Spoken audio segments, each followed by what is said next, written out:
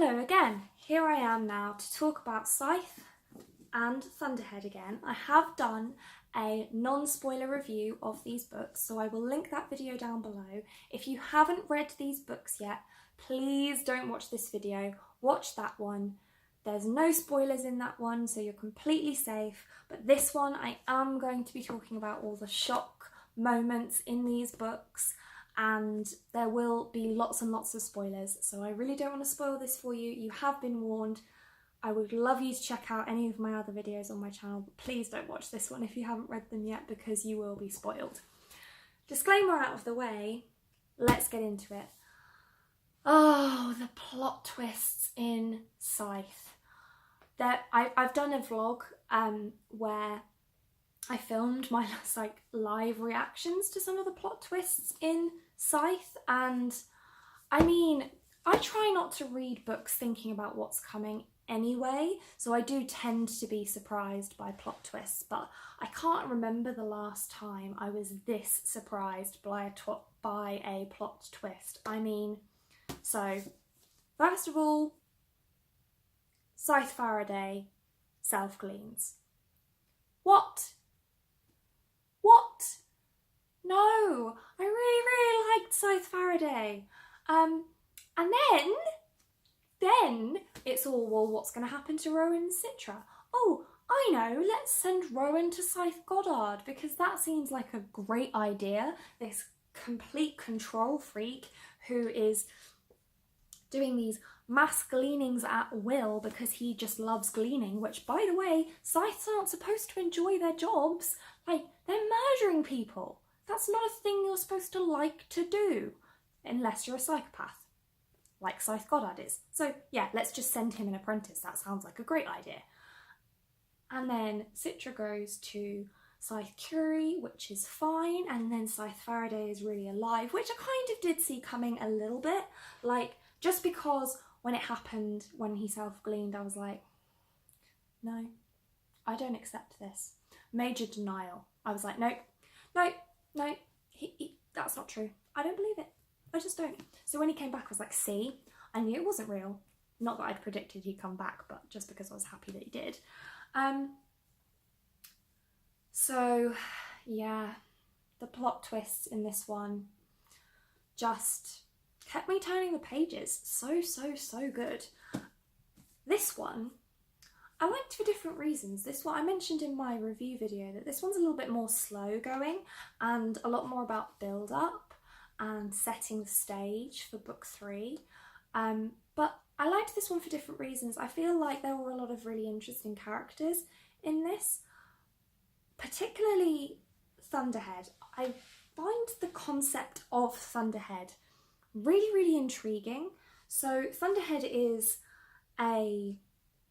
he's artificial intelligence, which the majority of books and media and films and TV series and all that kind of thing that follow artificial intelligence that has human-like intelligence is about that intelligence overthrowing humanity. But that's not the case in this. He is the protector of humanity, and we get his perspective throughout this book, and he has no intention of overthrowing humanity. He loves humankind and he wants to protect us. And he's a really intriguing character, I thought. And I'm interested to see what's going to happen with the Thunderhead and the Scythedom, because Thunderhead has to stay out of Scythedom. Everything to do with Scythedom he has nothing to do with, and they have nothing to do with him.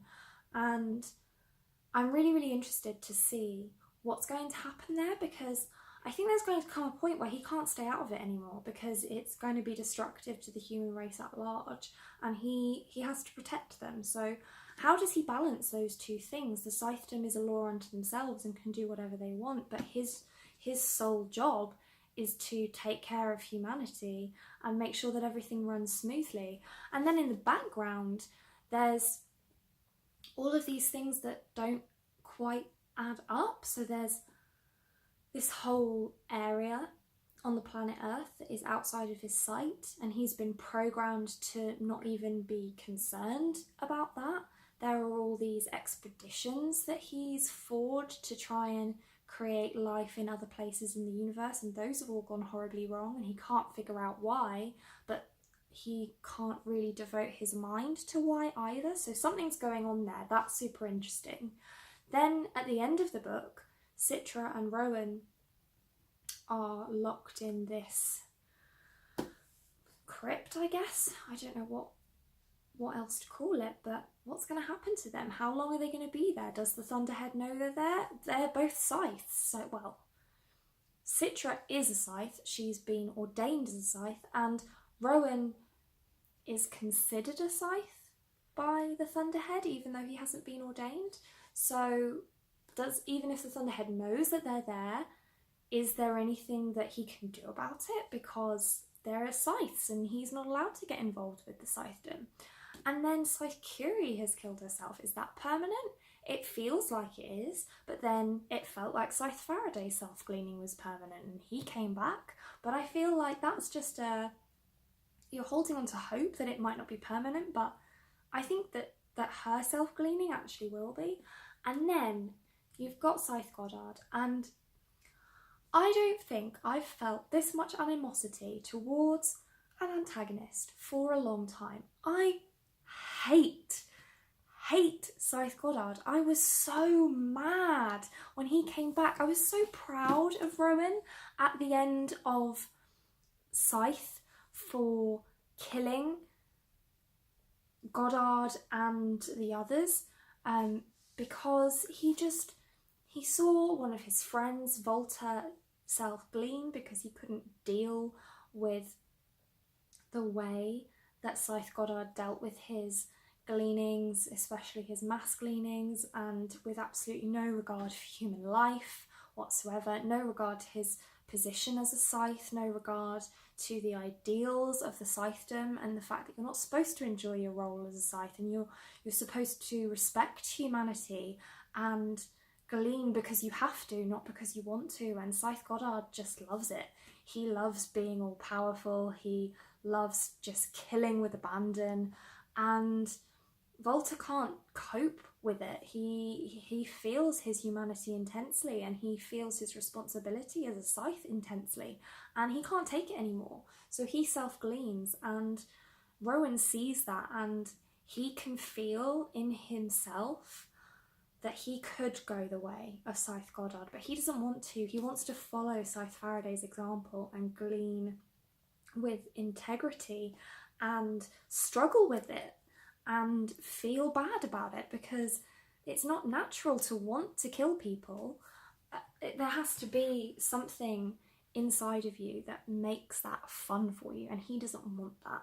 So he kills Scythe Goddard, and I feel worried for him. I feel proud of him for doing that. I also feel like it's a real conundrum, because it's wrong and it's right, and I'm so glad that Scythe Goddard is gone, but then I'm like, well, you know, that takes Rowan down a really bad path as well, so I feel weird about it.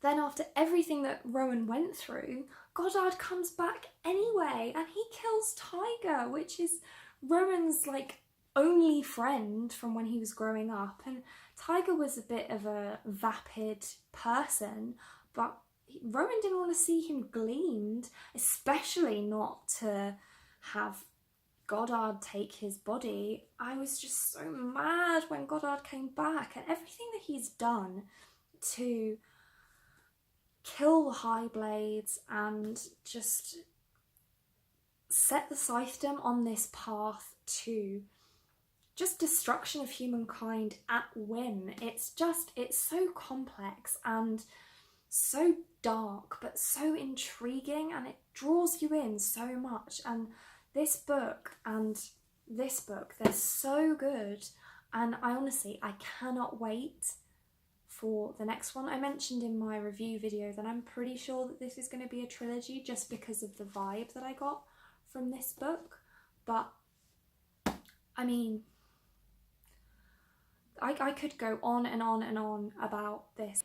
if you've read this book, please comment down below, where do you think that all of these strands are going? Because there's so many directions that this could take, and I'm so excited to find out where this all goes, because it's got so many loose ends, and I just can't wait to find out what happens to our characters and what happens to this world. What's going on in the background? Why does the Thunderhead not know all these things that he should know? It's so intriguing. It's such a good book. I'm so invested. I could go on. I'm not going to. I'm going to leave it there. Thank you so much for watching. If you like this video and you want to see more like this from me, then please do think about hitting that subscribe button. I'd be so grateful. And do comment down below if you've read these books and you want to have a chat about them. I would love that. And I hope to see you again next time. Thanks. Bye.